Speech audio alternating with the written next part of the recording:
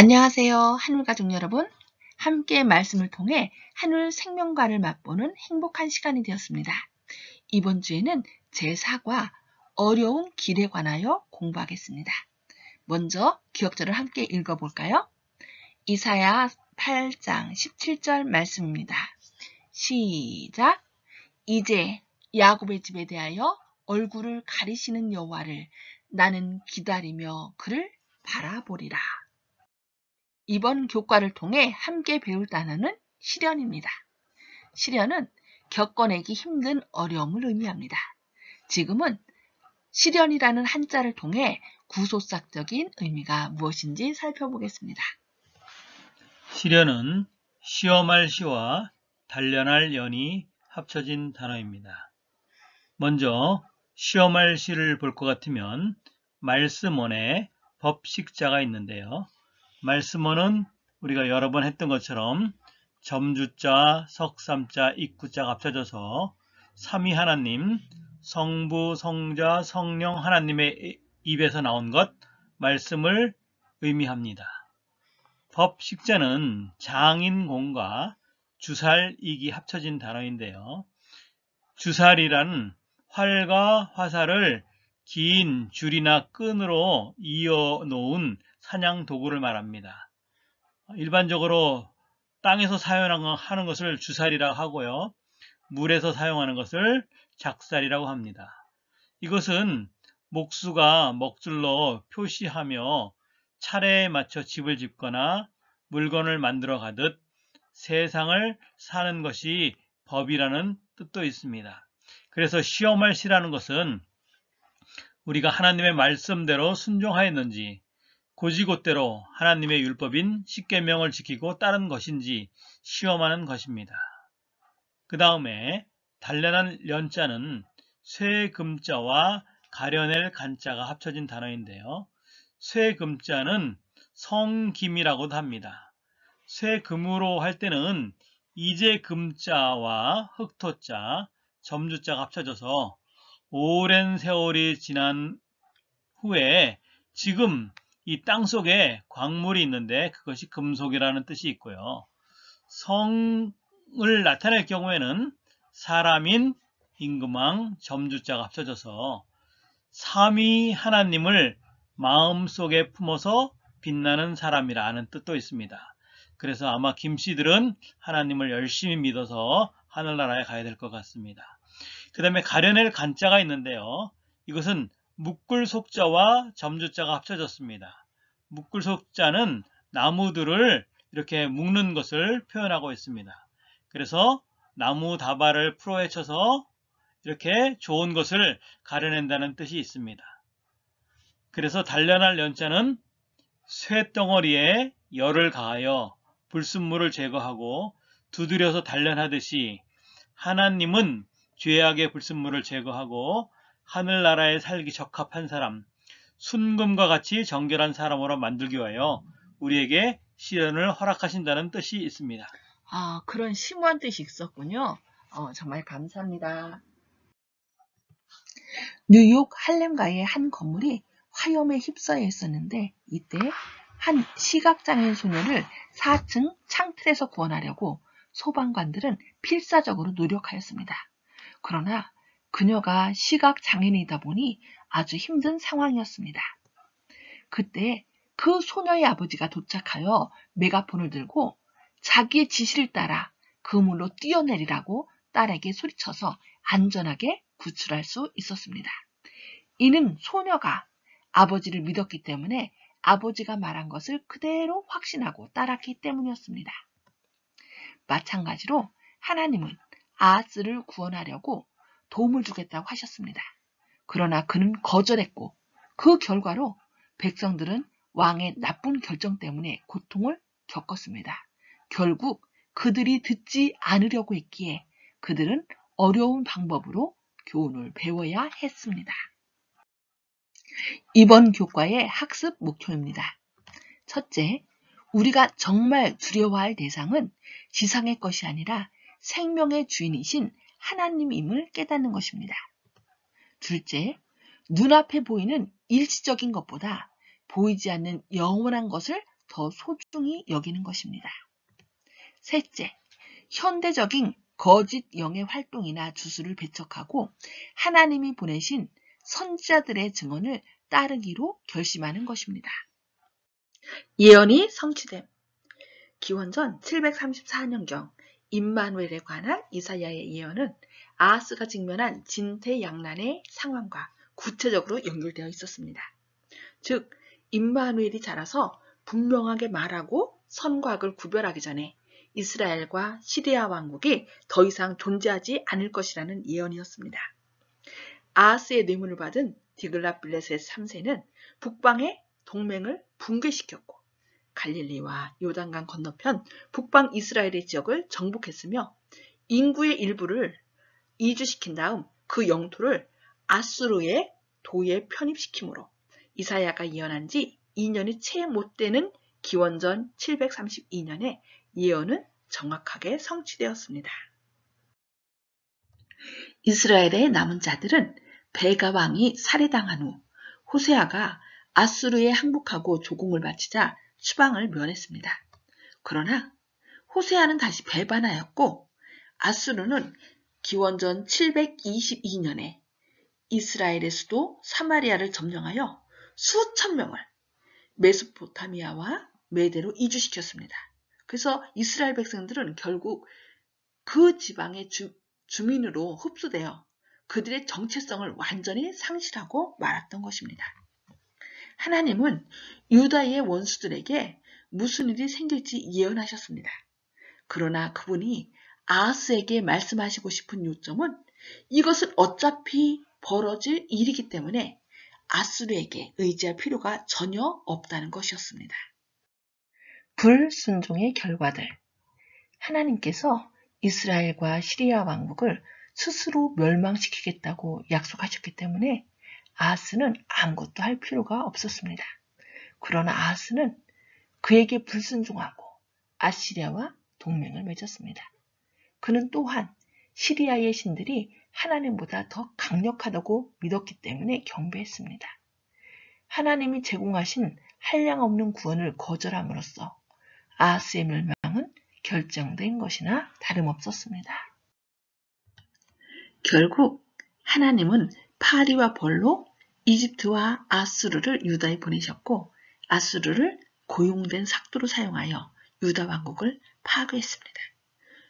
우리가 하나님을 거부하고 사람만을 의지할 때 나쁜 결과가 온다는 것은 필연적인 것입니다.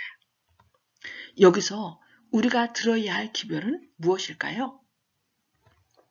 우리가 주목하는 것은 보이는 것이 아니요 보이지 않는 것이니 보이는 것은 잠깐이요 보이지 않는 것은 영원합니다. 우리는 선천적으로 보이는 것과 만질 수 있는 것을 신뢰합니다. 그러나 보이는 것은 언젠가는 다 사라진다는 사실을 기억해야 합니다. 우리의 신앙은 당장의 결과가 아니라 영원한 결과를 목적으로 삼아야 합니다. 당장의 손해가 있더라도 영원한 결과를 얻는 것이 영원한 것을 포기하는 것보다 낫다는 사실을 꼭 기억합시다. 이름에 담긴 의미. 하나님은 이사야에게 그의 아내가 아직 임신을 하지 않았지만 증인들 앞에서 아이의 이름을 마헬살랄 하스바스로 적으라고 요청하셨습니다. 그 아들의 이름은 큰아들 스알야숲과 같은 표징이 될 것인데 노획물은 신속하고 전리품은 빠르다는 것을 의미했기 때문입니다. 이것은 하나의 경고였습니다.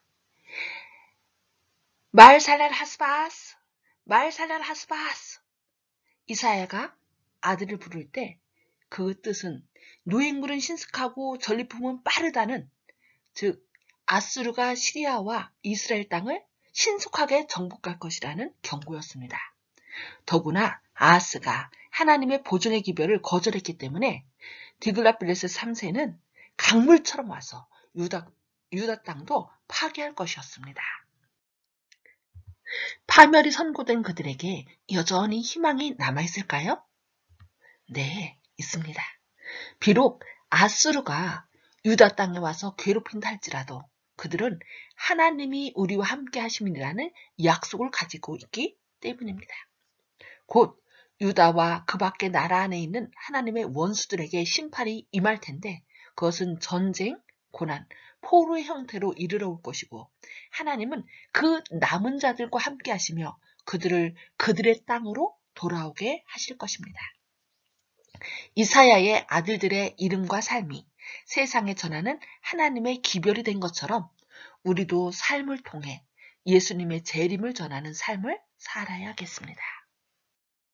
하나님을 두려워한다면 미국의 루즈벨트 대통령은 취임 연설에서 대공황으로 낙담한 국민들에게 우리가 두려워해야 할 것이 하나 있다면 그것은 오직 두려움 그 자체뿐이다 라고 말했습니다.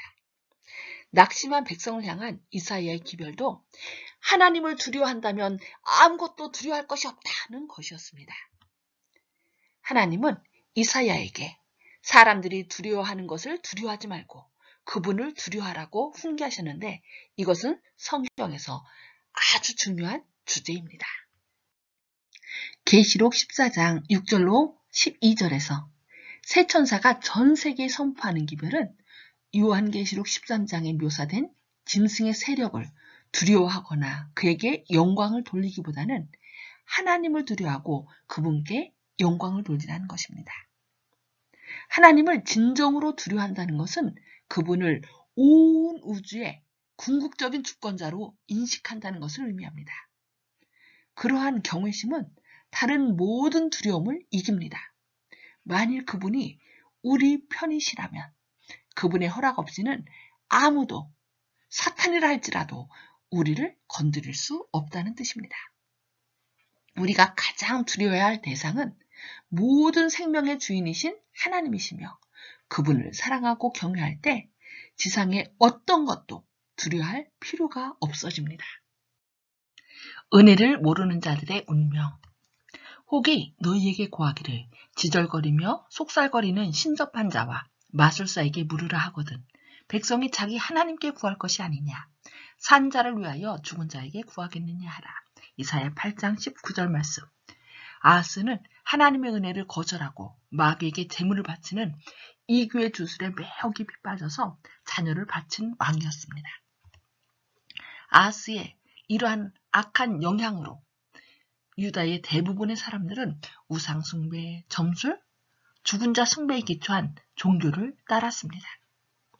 이 모든 것이 하나님의 율법에 어긋났습니다.